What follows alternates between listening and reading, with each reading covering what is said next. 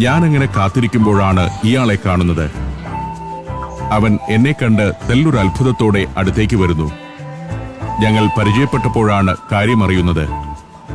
അരുൺ എന്നു പേര്.